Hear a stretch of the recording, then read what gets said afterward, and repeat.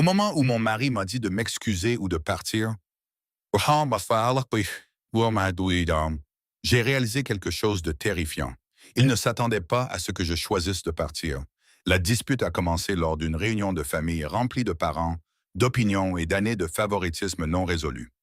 À la fin de la nuit, tout le monde avait pris son parti. Sa mère m'a traité d'irrespectueux. Sa sœur m'a traité d'égoïste. Puis mon mari a pointé du doigt la porte et a dit excusez-vous tout de suite ou sortez. J'ai regardé notre fils de 3 ans dormir dans la chambre d'amis, puis j'ai regardé mon mari et j'ai tranquillement décidé que la semaine prochaine, aucun de nous ne serait là. Je m'appelle Hannah et j'avais 34 ans lorsque mon mari m'a lancé un ultimatum qu'il ne s'attendait pas à ce que j'accepte. Nous étions mariés depuis 6 ans. Nous avons eu un fils de 3 ans nommé Oliver. Et pendant la majeure partie de ce mariage, j'ai passé plus de temps à garder la paix avec la famille de mon mari qu'à profiter de ma vie réelle. Mark n'était pas une mauvaise personne, du moins pas de la façon dont les gens l'entendent habituellement. Il travaillait dur, aimait notre fils, payait de sa part des factures. Mais chaque fois que sa famille était impliquée, quelque chose changeait. Il a cessé d'être mon mari et est devenu leur fils, leur frère, leur défenseur. Quoi qu'il arrive, sa mère avait des opinions sur tout. Comment je cuisinais, comment je m'habillais, comment j'étais parent, même comment je parlais à Oliver. Au début, j'ai essayé d'être compréhensif. Ensuite, j'ai essayé d'être patient. Ensuite, j'ai passé des années à prétendre que les commentaires ne me dérangeaient pas parce qu'à chaque fois que je me plaignais, Mark disait la même chose. C'est juste comme ça qu'ils sont. La réunion de famille qui a tout changé s'est déroulée un samedi après-midi. Ses parents organisaient un grand barbecue. Des dizaines de parents remplissaient l'arrière-cour. Les enfants courant partout, la musique joue, tout le monde rit, du moins en surface. Oliver était assis à côté de moi en train de manger des fruits quand ma belle-mère s'est soudainement approchée. Elle regarda son assiette et fronça les sourcils. Vous limitez toujours le sucre? J'ai hoché la tête poliment. Son pédiatre l'avait recommandé. Elle roula immédiatement des yeux. C'est ridicule. Plusieurs parents ont regardé par-dessus. J'ai senti la tension familière monter. Je suis les conseils de son médecin, dis-je calmement.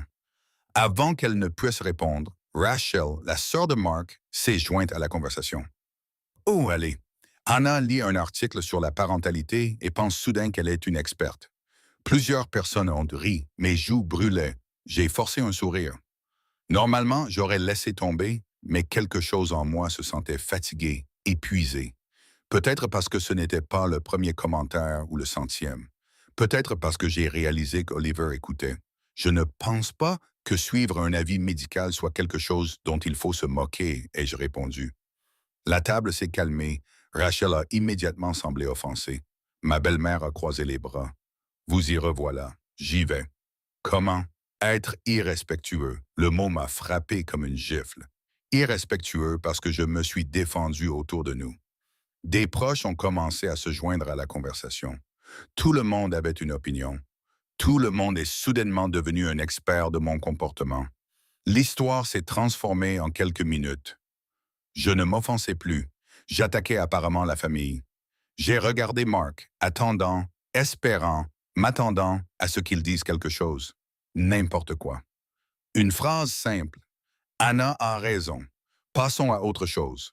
Pressé. Au lieu de cela, il était assis là à regarder silencieusement. Et d'une certaine manière, cela faisait encore plus mal. Puis Rachel a fait un autre commentaire, quelque chose sur la difficulté avec laquelle j'ai toujours organisé des événements familiaux. C'est à ce moment-là que j'ai finalement repoussé. Ne pas crier, n'insulter personne, juste dire la vérité. J'ai expliqué à quel point des années de critiques m'avaient affecté, à quel point c'était épuisant. Comme j'étais fatigué d'être la cible préférée de la famille. La réaction a été immédiate. Tout le monde s'est retourné contre moi. Chaque personne, y compris, racle la gorge Mark. Il se leva, le visage serré de frustration. Hannah, arrête. Je l'ai regardé fixement. Non. L'arrière-cour devint silencieuse.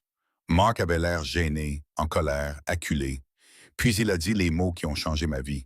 Excuse-toi tout de suite ou sors. Pendant un moment, personne n'a bougé. Personne n'a parlé. J'ai regardé autour de la table. Chaque visage s'attendait à la même chose. Il s'attendait à se rendre. Il s'attendait à ce que je m'excuse comme je l'avais toujours fait auparavant. Au lieu de cela, je me suis levé, je suis entré à l'intérieur, j'ai rassemblé les affaires d'Oliver et je suis parti. Pas de dispute, pas de discours dramatique, pas de larmes, juste du silence. Cette nuit-là, après avoir mis Oliver au lit, je me suis assis seul dans la cuisine à rejouer toute la journée. Et pour la première fois, j'ai vu la vérité. Le problème n'était pas cet argument. Le problème, c'était 6 ans de dispute, 6 ans d'attente pour absorber toutes les insultes au nom de la paix. Vers minuit, je me suis souvenu de quelque chose. 3 ans plus tôt, une vieille amie vivant à l'étranger m'avait proposé un poste dans son entreprise. À l'époque, j'ai refusé. Le lendemain matin, je lui ai envoyé un message. Je ne m'attendais pas à grand-chose. Elle a répondu dans l'heure. Le poste était toujours disponible. L'entreprise avait pris de l'expansion et ils avaient besoin de quelqu'un immédiatement. 3 jours plus tard, après plusieurs longues conversations et une planification minutieuse, j'ai ouvert mon ordinateur portable.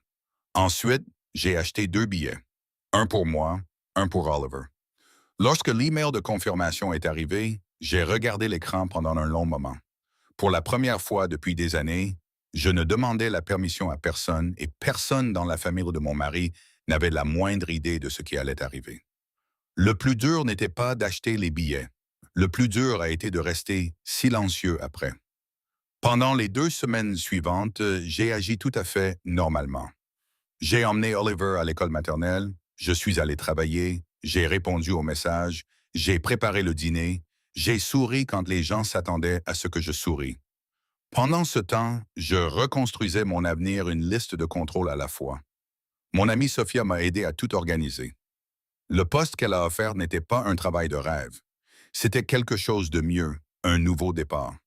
L'entreprise était située en Nouvelle-Zélande et après plusieurs entretiens, ils m'ont officiellement offert le rôle. J'ai accepté. Ensuite, j'ai passé des jours à gérer les détails pratiques, le logement, la paperasse, les options scolaires pour Oliver, la planification financière. Tout a été fait soigneusement et légalement. Chaque décision tournait autour d'une question. Cela créerait-il une vie plus saine pour mon fils? Si la réponse était oui, j'ai avancé. Si la réponse était non, je ne l'ai pas fait. Pendant cette même période, Mark s'est comporté exactement comme je m'y attendais. Il a supposé que je finirais par m'excuser. Au début, il a à peine mentionné l'argument. Puis, il a commencé à envoyer des messages. Cours. Tu es prête à parler? Nous devrions dépasser cela. Maman se sent mal. Ce dernier m'a presque fait rire. Pas parce que c'était drôle, parce que personne ne semblait préoccupé par ce que je ressentais, seulement parce que tout le monde ressentait.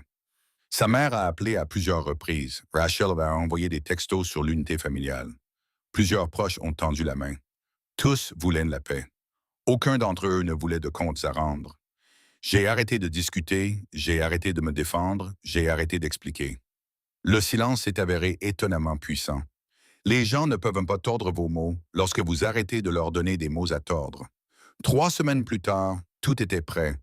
L'appartement, le travail, l'école, le réseau de soutien, les billets, l'avenir. La veille de notre départ, Mark est rentré à la maison avec des plats emportés de mon restaurant préféré, une vieille offrande de paix qui fonctionnait habituellement. Nous nous sommes assis à la table de la cuisine pendant qu'Oliver dormait à l'étage.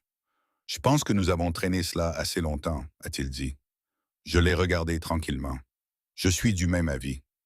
Il sourit légèrement, soulagé, certain d'avoir gagné. Je savais que tu viendrais. Pendant un moment, j'ai presque eu pitié de lui. Presque.